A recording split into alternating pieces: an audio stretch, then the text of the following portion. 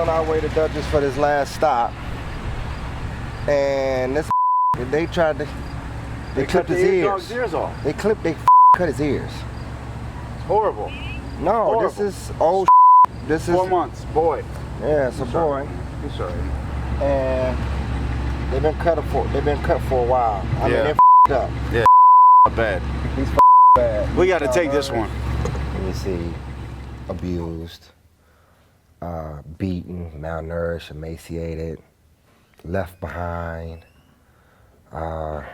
tortured, staging, dumping, trunking, fighting, force breeding.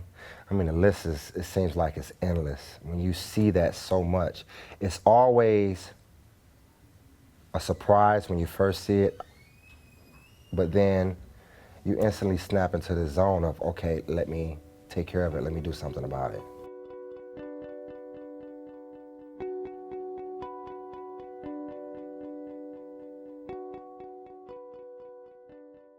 One of the main things that's special about Detroit Dog Rescue is that we are no-kill. We're a no-kill organization, and we are no-kill to the max. So a lot of no-kill organizations, depending on what their actual criteria is for no-kill, it depends. They might be a little more lax. If the dog's just not very healthy and they can't put the money into them, they may be killed for that reason. We are very fortunate to have a lot of public support.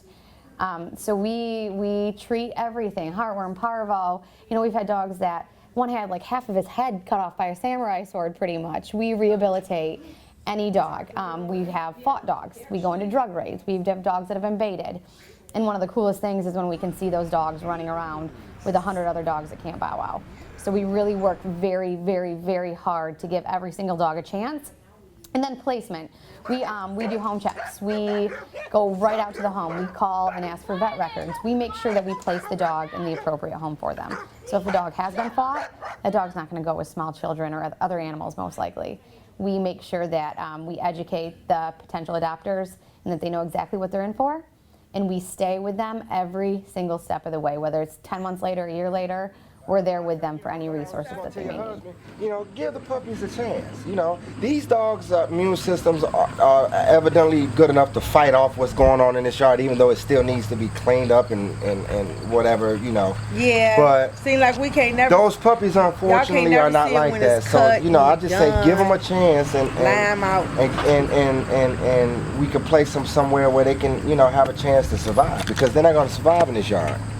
You know, these dogs, their bodies, you know, they can take it. Those puppies can't take it. It's a new yard and it's just growing. Yeah, it's a new life. It's a totally new life. But I gotta run, Nita. All okay, right. so I think we will keep in touch. the general public, the residents, need to be educated.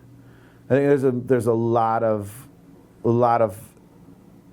material that needs to be presented to the residents as far as being a responsible dog owner.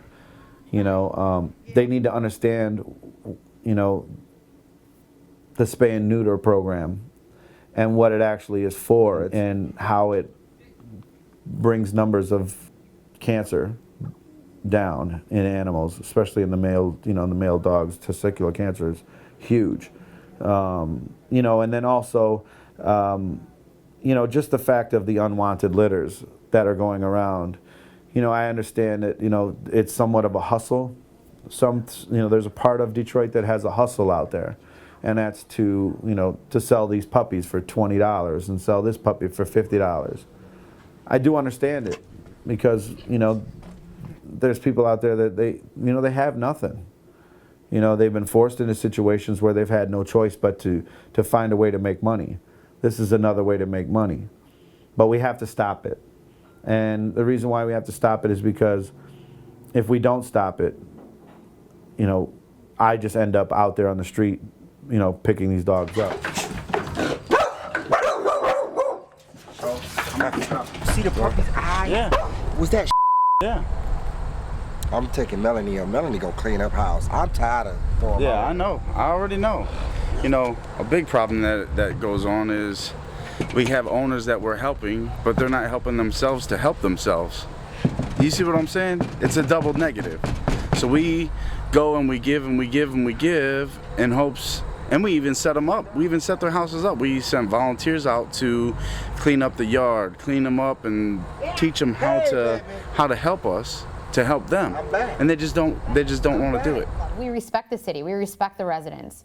We believe that with mutual respect and with education and with hard work and getting in there, getting our hands dirty, that we can make a difference in this. We refuse to sit back and let this problem progress any further. We refuse to. We are a group of probably a little bit extreme on some cases, but outspoken individuals that wants the nation to be aware of this problem. Find the bag. Find the bag. It's in there? The bag's in there? The bag's in there, Kush? Where's the bag, Kush? Get the bag. She's got the bag? I knew she had the bag, Kush. Hi, baby.